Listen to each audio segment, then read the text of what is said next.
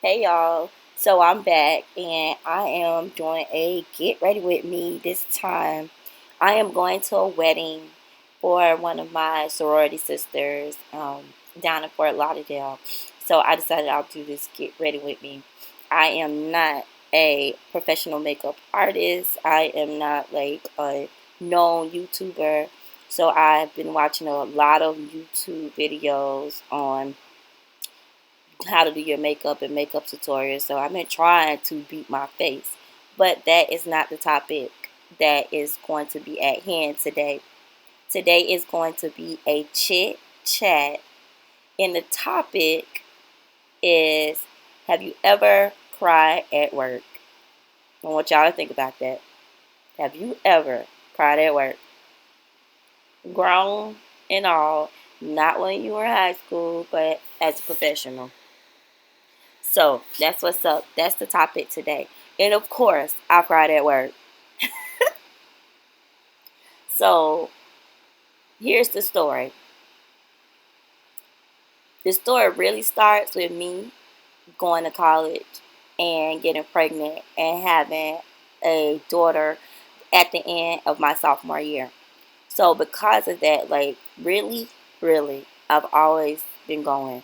Like I didn't finish at the school I started at. I finished at the school at home, but I never stopped. So I never quit. So just know that about me. Like I never quit. Don't come for me because I'm not going to stop. Like I take small baby steps and I keep moving and I'm always floating, but I'm not going to stop. I'm not going to quit. Don't look for me to be done. All right. So here's the deal. Ever since I've had her, I've had to always like just keep going, keep going, keep going. So in the summertime, to make more money as a teacher, I would work. Because of course teachers continue to get paid. We have an option of getting paid 22 times in a year or 26 times. And of course you're going to choose 26 times if you have any sense and you don't like have like a wealthy husband or something. So you choose 26 times. So that means that they take your check and divide it into 26 payments, even though you only work 10 months. So that's how we get that long break off. So if you're smart, you'll go get a job. So of course, I was fortunate. I always met like really good women in my life that just kind of helped me out. I met a lady in high school. She helped me get a job. I met another lady when I was in high school. She helped me get into college. I met somebody at actually somebody I already knew when I was growing up, and she helped me after I was divorced get an apartment and get my own thing going on. And then I actually met somebody before I started working, and she helped me get a job. So I always meet like really good women. And then the last lady that I just mentioned helped me meet a police officer, and then she helped me get a job. And so what I was doing was working in the summer for a summer camp program, and I would do that every summer, right? So one summer, I decided to work, and I worked straight through the summer. And I had to prove myself that summer because that summer I was pregnant, and I was trying to hide it because the person who hired me said, "Yeah, I don't know, about being pregnant." And then at the last time, because you just don't feel like the girl's gonna come to work if she's pregnant. So I went to work every day because I knew I had to keep my reputation. I always go to work, I always do what I have to do, and I don't let people down. And I know she helped me out in the past, and I knew I was going to need her in the future. So I went to work every day. I showed up every day. I hid my belly. I tried to put that band around there tight and everything, right? So I was kind of tired and beat down, but it was okay. I had enough energy to keep it moving. So I worked that whole summer. So of course, if I'm working the summer, I don't have time to go into my regular job as a teacher, even though I don't live far. I'm just tired. I'm pregnant, I'm tired, and I have my oldest daughter, right? And I'm working with kids in the sun all day. So I don't have time to go out to my job. So and that's what teachers do in the summertime. They want their classrooms all pretty and they go up to their job. But in the meantime, I do meet like these teenagers who, that I get close to. I always get close with teenagers, and we build relationships. We trust each other. They trust me, and they tell me their things, and I help them out and give them advice. So I said, okay, I know I won't have all the time I need during preschool because they always plan stuff for us. So I got these teenagers. I said, well, I need y'all to come the first day and help me. I'm telling you, the first day I went back, pregnant and all, they worked so hard. We got that classroom under wraps in one day, and it was good. And I know my grandma always told me, and I mentioned this before, that you have the rest of the year to make it beautiful, right? But I did. That classroom was like laid immediately, nice, clean, and ready for those kids the first day. And I can go to all the professional developments my principal needed me to go to. Right? Alright. So here's the part that's coming up to me crying. Almost. So one other thing, when you start getting kids in, we start getting kids in the building, you get kids in the building, it's something in my state called the 11th day count. So you have to have so many kids in the classroom. If you have under, of course the teacher has to go. And that was always the thing when I first started out, oh, somebody's going to have to go, somebody's going to have to go. But nobody really ever had to go, and it never was me.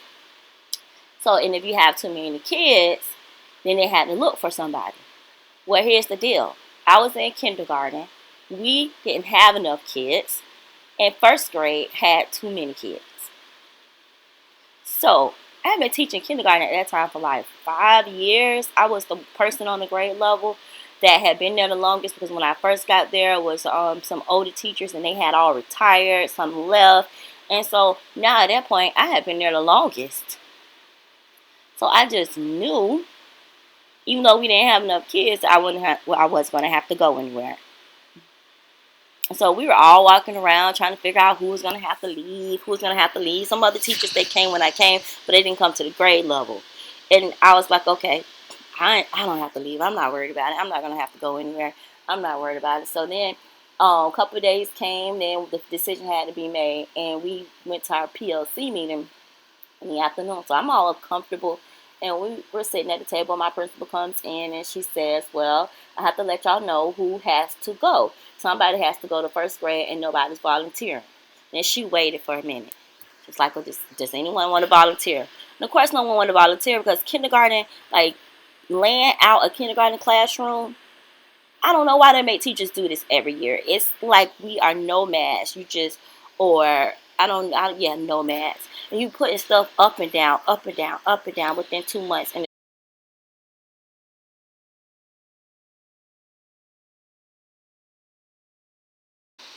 so she sat at the table across from all of us and she said, Miss Scott, you're going to have to move.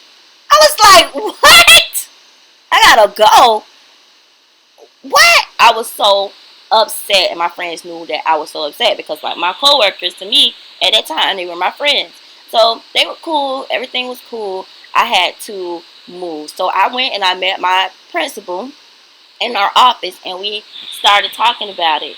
I can't even remember everything that was said. I was so mad. I was so mad because I felt like I had seniority, I thought. It wasn't written on paper, but I had been there the longest. I didn't think that she was going to do that.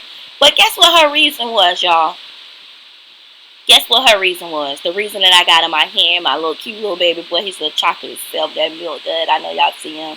And his shirt off. And I'm like, okay, boy, you like to walk around naked in my house too much. But anyway, let's get back to the story.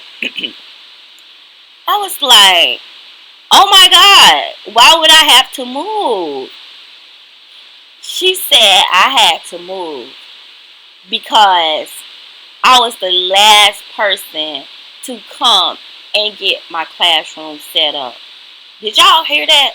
I was the last person who came to get my classroom set up. I was so petty.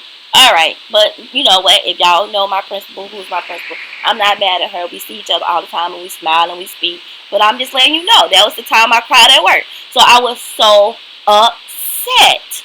I cried. I could not hold it. I tried everything, every technique I learned as a young Delta. Tried to hold my breath, tried to breathe hard. Boy, I was so mad I cried.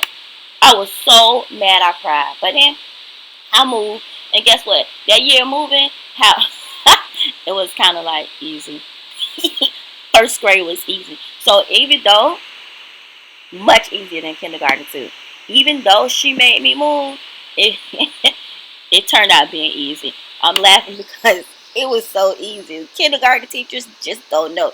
It's so much hard where you got to tear the pages out. You got to take care of the kids. You don't know how they're going to behave because they're brand new to school. You got to do this. Parents, a lot of parents are brand new to school. So you have like no idea of how, it's all going to pan out, right? And then that's it, so that's the tough part as kindergarten. You don't know what's going to happen. But first grade, it was so easy. Those kids could write, they could do things themselves. I could sit and I could talk to them, I could teach them, and I really actually had a good year. And I learned another curriculum. So besides all that crying, I actually grew from it. And my ex mother-in-law, like, she be giving it to me tough. You know her, you tell her. She told me one time, growth hurts. So I was like, whatever. Oh my God, it hurt my feelings. But anyway, there you go. See y'all later from me and Jacob. This is the time that I cried at work. And thank you for getting ready with me. And hopefully you took a couple of tips from my makeup, putting on my makeup. See you next time. Make sure you like and subscribe.